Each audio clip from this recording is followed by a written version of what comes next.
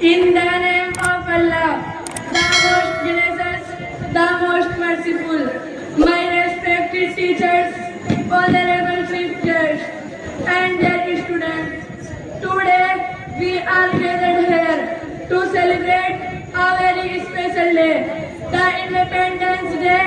It's a day when we remember and honor the brave heroes who fought for our freedom.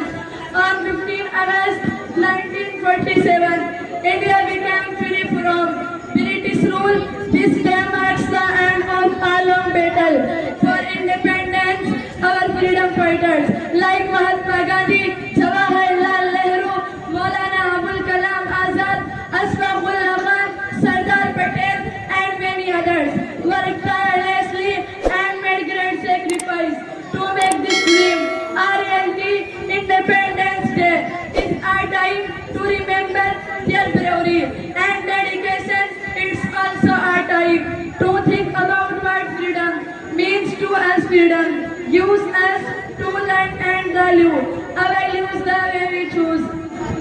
But with freedom comes responsibility. We should always respect our country and work hard to take it a better place. Let us help each other and keep our country clean and green. Let us make India proud. Allah Hafiz.